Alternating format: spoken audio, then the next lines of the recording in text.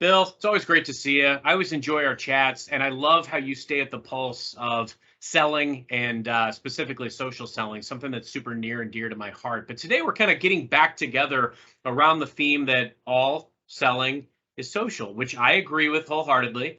I think you and I are kindred spirits on the social train, but I think both of us also agree that while social selling is a key element and differentiator when we're trying to create and nurture relationships, it's not the end all be all. We still rely on a lot of other mechanisms to meet our customers where they are. What are your thoughts? Yeah, that's exactly right, Carson.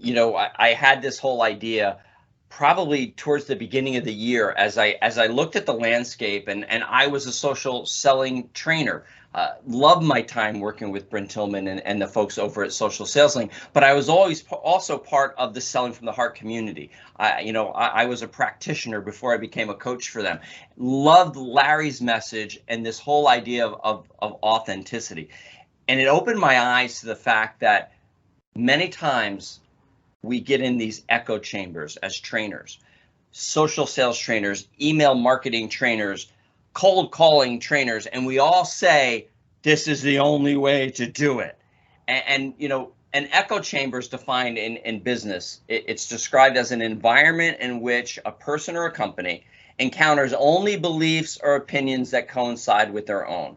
And that their existing views are reinforced and alternative ideas are not considered. And we see this all over the place. If you don't think you know what an echo chamber is, go on Facebook and look at some political posts or some religious posts. You'll see people who are in echo chambers. But as sales trainers, we also, for a while, I was of the mind that social is the only way to go. And that's it. It's the only way. Well, I quickly discovered that it wasn't. It's just one methodology. And so we have to be open-minded and look and say, okay, what am I doing in my sales methodologies, in my sales enablement, in my outreach? What am I doing that's working? What am I doing that's not working? And how am I open-minded to new ideas? I mean, the pandemic pointed this out. In 2019, I remember some very famous sales trainers that if I said their names, everybody would say yes. Some of you probably have books and listen to podcasts by them. And they did a whole 1-hour podcast on how terrible LinkedIn was and how no one should be using it to sell. Now, granted, people do it wrong. That's one thing. But what they were doing was they were putting it down and without any thought that this could work. Now you fast forward to 2020 and they all came out with their own rendition of this is how you use LinkedIn to sell. I'm not putting them down for that. I think that's actually great that they did that because we have to embrace new things. And so the first thing is this whole idea is we have to be out of the echo chambers. We have to open ourselves up. Whenever we're using words like always or never, that's a sign that maybe we're in an echo chamber. We have to look at all the different sales methodologies, like I say, as clubs in a golf bag, golf clubs in a golf bag. A regulation golf bag has 14 clubs. And you're going to use them in different situations. Now, see, I screw this up every time I say it, and I'm a golfer, believe it or not. So let's see if I can get it right. The average golfer is never going to use the putter in the tee box. I got it right? Unless you're playing putt-putt golf. And you're never going to hit your driver on the green. I know some people I've watched some people do like a 5-wood. But you're not going to, it's odd situations. What are you going to do? You're going to use the right club for the right situation. And I mean, you at Microsoft have a perfect example of this. You just closed a mega deal that started on social. But my guess is you probably didn't stay on social for the negotiation and for the signing and all the steps that take. It didn't stay on social, am I right? Yeah, I love that you teed it up that way, Bill, because that's the key element is it's not like I got a purchase order sent to me in a LinkedIn message. There was a lot of steps that were required. And I think you nailed it because there's a lot of polarizing opinions on social selling. Some of that is perpetuated by LinkedIn done wrong. I like to say with great tools come great responsibility. It's kind of that play on the old Spider-Man catchphrase. Yeah. But the key thing is we've got to take pieces from everybody that we meet. And if there's a practice that's being done well, I think we have to capitalize on that and capture that. And so, one of the things that I really learned when it came to social, I'm a big probability and odds guy. I'm a big believer in probability and odds, giving myself the best probability of success possible. And so when I started looking at this years ago, I would always hear like, hey, the biggest problem or the biggest challenge we have is we don't have the relationships we need with the influencers in an organization. We don't have these line of business relationships. We're not well enough entrenched in the organization. So I started thinking, well, where is everybody that I need? Where is everybody that I need to talk to? The majority of them were out on LinkedIn. Mm-hmm. So I started looking at ways, how do I unlock the door, open doors that maybe I can't necessarily open, or I don't have that relationship by default, but I could find a way to scale it. And so I started doing things like reaching out at scale. Anybody can reach out to 5, 10 executives and go, oh, for the room, right? I mean, you can have these situations where you don't get the meeting. That happens to me too. But what I also do is I'll reach out to hundreds of people in an organization to create a groundswell. And then guess what? Even that executive today that won't talk to me, by the time I do finally get in front of them, if I can't do it right out of the gate, I know so much about their organization because I've created these conversations and relationships that now I'm of immense value to that person. So think about probability and odds and know that your approach is going to be personal to you. Social selling augments what you do. The other elements of the process are just as important. And you can't, that 9-figure deal that we just closed that started on and heavily featured LinkedIn, none of that happens without LinkedIn, but none of it happens without knowing their purchasing process. None of it happens without knowing their key decision makers and understanding their budget and their milestones. So all of those elements are important. You need every bag in your bag to play a round of golf. Right. Yeah. Every club in the bag you have to use. And what we have to realize is social makes a great foundation, right? I mean, that's where you started. And, the term that Brent Tillman uses all the time, I love is socially surrounding your accounts. Because one of the things we know is the last stat I heard, and it was before the Great Resignation, is about 20% of people change jobs every year. So let's say that's got up to 25%. If you're only connected to one person, whether it's a current client or it's a prospective client, if you're only connected to one person, you're putting all your eggs in one basket.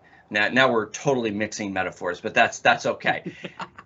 But by connecting with so many different people within an account, you secure the fact that you're known in that account. And so social gives us that great foundation. But then from there, with all selling is social, then how do we take it? Because the whole idea with a prospective client is you want to move to a conversation. That's what you want to do. And to do that, you have to be social. I was just at a meeting with a prospective client, VP of mortgage sales for a bank, and I'm talking to him about how things are now that. So here in New York, the real estate market has taken a little bit of a downturn, and we all know what's happening right now in August of 2022 with mortgage rates. They're going up. They just had the second rate increase. And so I asked him, so how's it going? And he just shook his head and he looked at me, he said, we hired a lot of mortgage brokers in the beginning of the pandemic because it was busy. And mainly young people, nothing wrong with young people, but that's who it was, his words, not mine. And he said, and all they had to do is pick up the phone. The phone rang constantly. Hey, how are you? Oh, you need a mortgage? Oh, this is the rate. Okay, yep, see you at the closing. He said, well, now it's all changed. He says, now the phone's not ringing. And they're coming to him and saying, the phone's not ringing. He said, yeah, what do we do? You have to go out and talk to people. I think of the Bugs Bunny cartoon, people, right? Okay, for those of you that are younger, go YouTube, go look that up. You'll get it. Hey, I'm getting my kids into Looney Tunes. I feel like I'm doing them a service. But it's this whole idea like, oh my God, we have to talk to people? Like how do, and this is actually how, where you have to go to meet people. How? You have to go to networking events. What do I say? This is where we're at. And so we have to have that next step of like, all right, we've connected with them on LinkedIn. First of all, did you connect authentically? Or like the person today who told me, they loved my content, but they hadn't reacted to any of it, hadn't commented on any of it. When I reached back out and said, oh, can I tell me what piece of content? Crickets, nothing. Why? Because they weren't being authentic. They didn't really look at it. So you need to do it authentically, but now we need to take it to the next step. And the next step isn't to sell to them. The next step is, Carson, let's just have a conversation. Let's talk. Let's see if, in fact, when I sat down with this VP of mortgage, the handoff wasn't done very well. And he said, Bill, honestly, I don't even know why we're meeting. Okay. And some salespeople would go, oh, well, let me tell you all about our 5-step process for making sure that, and I just said, hey, we're just going to have a conversation. I just want to get to know you and what you're doing here, and you to get to know me. And that's what we have to do. It's a conversation. And that can happen. All selling is social. That can happen on LinkedIn. That can happen on Zoom. You and I have had, this is our second time chatting on your show. We had you on, let's see, we had you on, did a masterclass for Social Sales Link when I was with them. Bryn and I interviewed for you for Making Sales Social, and you've been a couple of times on Selling from the Heart. But yet, have you and I ever met in person? Not once, not yet. But we're connected on Facebook. I consider you a friend. Larry Levine and I are best friends. So we connected in November of 2020, and you know, some people you just meet and you feel like you've known their whole lives. Larry and I have never met in person. So excited! In October, we're doing a sales leaders retreat for Selling from the Heart, and I'm gonna get to hug Larry. Love it. Right. So this social conversation can happen on video. It can happen on, oh my God, do you want me to pick up the phone? Yeah, it can happen over the phone. And what I'm really excited about now is we can actually meet in person, and it can happen in person. But if you get into one lock thing where, no, you can only call them. No, you can only send them an email. No, you can only meet via Zoom. Then those kind of situations aren't echo chambers, they're actually vacuums. Because they put us and they suck the air out of the whole situation, and we're just stuck in this one silo, and we limit ourselves. But if we take the all selling is social aspect and say, okay, I'm 30 yards from the green. You know, for Tiger Woods, he may be able to hit the putter that far. I can't. So what club am I going to use, and what do I want it to do? And it's the same in a sales situation. Like, all right, so this person is ghosting me. Maybe the 85th email saying, hey, Carson, just following up, want to bump this up to the top of your inbox. Hey, I'm just circling around again. You know, well, maybe we pick the phone up and we talk to them. Or maybe we send a video message where they can hear our, you know, we can look them in the eye, so to speak, through the camera. We have to use all of the clubs in our bag if we're going to be successful. And we have to continue to challenge where we feel we're in these echo chambers of, all right, I don't want to do this. Why don't I want to do it? Have I believed some influencer on LinkedIn or Facebook or Instagram or Twitter or now TikTok that tells me that that doesn't work? Or am I open-minded enough to say, you know what, I'm gonna try this? Do you have a TikTok channel yet? I don't actually. I think my daughter was the one who dissuaded me from it because she probably thought I'd get out there and like sing or dance. But no, Bill, you nailed it. I mean, that's the mantra of, you know, our talk track. All sales are social, and all segments of sales are social. I think all of us as sellers have to decide what is that social element, because if we don't utilize all of the potential tools or the clubs, we're discriminating against ways that we can create and nurture relationships. You know, that's why I believe in all of them. And I think, to your point, like some of the, you know, traditional sales gurus, you know, have come around on the topic of social selling, because let's be frank. I mean, the reason that we get down on that is because people do it wrong. You know, we get these automated messages where, you know, they're not looking to create a relationship. You've never been on my LinkedIn profile. You're trying to talk to me and hawk your wares. That's what, you know, kind of dumbs down the value of this. And I talk to C-levels all the time. I mean, they get 1,000, you know, outreaches from sellers a month. And, you know, how are you going to stand apart? What are you going to do differently? And I loved what you said too about, like, how do you incorporate video or do something different? You know, you can control very few things in your prospecting outside of, you know, the mechanisms, right? So like, diversify your portfolio, have a lot of different tools that you're leveraging. The phone is a great one. LinkedIn, Sales Navigator. I've done so much social listening over time to like kind of tell me what I should do. But you can focus on the quality of your messaging. What do you show up with? What kind of story are you trying to tell? What are you asking for exactly? And be very focused. You're just trying to get that one meeting. So I usually try to show up with all of the resources that I can bring to bear as a part of maybe their existing investment, maybe thought leaders that I can introduce them to based on what they're interested in, things of that ilk. Try to create a fertile ground for a first meeting. You can also focus on the quantity of outreach. You know, that 9-figure deal that we did, I reached out to over 500 people in that organization to create some kind of talk track, connected with a couple hundred of them, but then I turned them into real relationships. These are people that I did actively meet with, take to dinner, meet in person, hear their state of the business, talk to on the phone.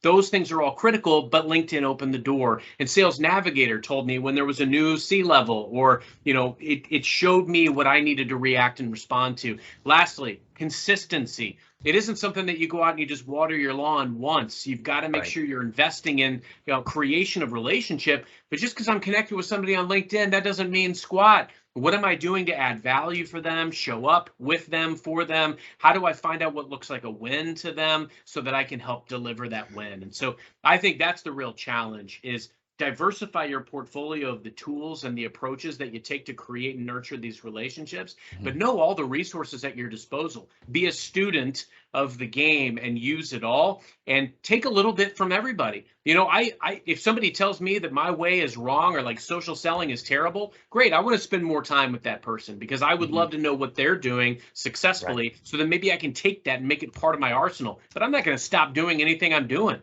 It's, you know, we take bits and pieces from everybody we come in contact with. We keep learning and we keep growing, and we make it all so that we can serve more customers.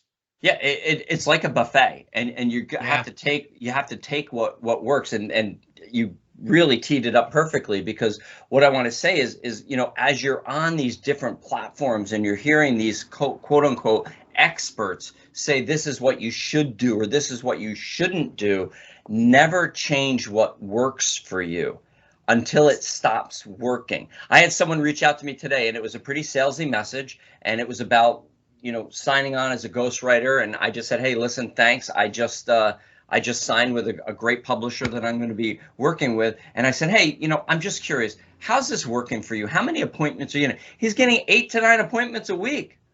Who am I to tell him that that's not working? That's really good. Yeah. So, hey, it's working with his audience. I'll leave you with one thing, because you had mentioned the things we can control. So I call it the 3-legged stool of communication. So I'm a former 911 dispatcher. Right. I used to do that. I loved the job. When I was training, I learned the communication cycle. So the communication cycle starts with a sender. That's me, and I want to send a message. So my message is the other part of it, and then it goes through a medium. All right, so those are the channels we're talking about, you know, email, phone, video, social. So that's the medium, and it goes to the receiver, and that's you. But the communication cycle doesn't really happen until after you've taken the message and understood it and send it back to me, where you become the sender and I become the receiver, and with understanding, right? So you give me feedback. So the three legs of the stool, of the communication stool, are the message, which you control. You control what you say. Do people understand it? Are you making it simple enough? I just saw something the other day. Is your email simple enough for a 5th grader to understand it? Or are you using jargon that people don't understand? The second is the medium, how you're sending it. If I have a problem with you, if we had a disagreement on this, and I sent you an email telling everything was fine, and I just wrote that out, fine, you would be wondering what, right? Because with written words, you can't convey emotion, right? So what is the medium you're using to communicate with your client or your prospect? And is it the medium that they read? If they're never on LinkedIn and all you do is send LinkedIn messages, you're not going to get a reply. So the medium is the second. The third is the audience, knowing who you're sending the message to. If I was on a police frequency when I was a 911 dispatcher and I was reaching out to a fire engine, I wouldn't get a reply. I was sending the message on the wrong channel and to the wrong audience. So we have to look at the audience to know, am I reaching the people that I want to reach. So I just thought that's really important because we focus so much, I think, on where we're sending the message, like what medium we're using, and then that's what we're talking about now. But we also have to focus on that we're sending it to the right people and that we have our message honed and it's simple enough for people to understand. And remember, at first, you just want to have a conversation. How can I serve you? How can I help you?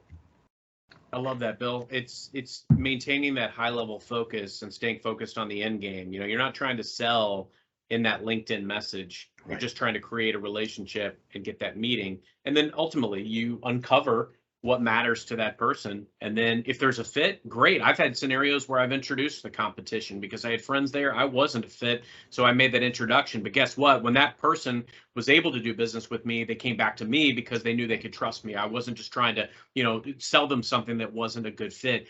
Also, you said something about text not having emotion. My wife actually has a superpower where she can sense emotion in all written word.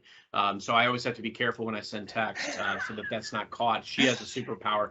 But I love what you said. All sales is social. That's kind of where we want to bring this thing home.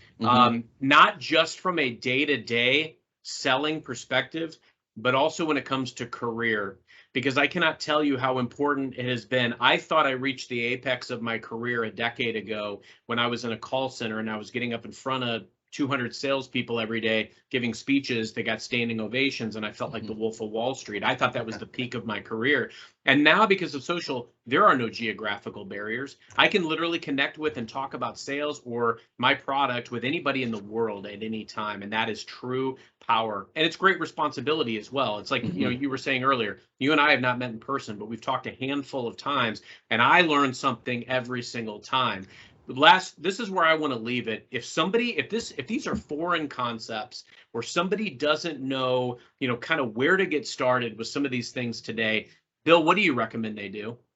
So what I would do is, first of all, read this really great book called Selling from the Heart by Larry Levine. I would definitely read that, and then take a look at your messaging. Look at the last 5 or 10 LinkedIn messages, emails that you've done. If you have transcripts of video calls or phone calls, look at those and see how much of what you're saying is about the other person, not seeming like it's about the other person, like, hey, I want to help you. Yeah, you want to help me because you want to sell me something. But how much are you really concerned and caring about the other person and how you can serve them without getting anything in return? Scott Schilling says it. I quote it all the time. I probably owe him money. We have to come into every situation with high intention and low attachment. High intention of how I can help you, low attachment into what's in it for me.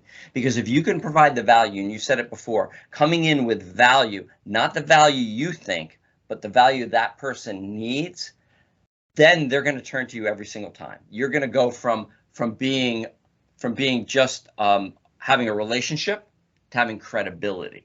And as salespeople, that's what we want to be. We want to be that credible, trusted advisor that they call at 2 in the morning when they have a problem, because then you're locked in for life. That's it. I mean, that's what we get paid to do, to earn the right to be a trusted advisor and to deliver wins to everybody we touch, whether it's our company, our customer, and ultimately we win because that happens. So, Bill, always a pleasure, my friend. Thank you so much for your time and imparting some wisdom here today. And until the next time, thanks so much. Great. Thanks so much, Carson. And thanks, everyone. Take care. Bye-bye.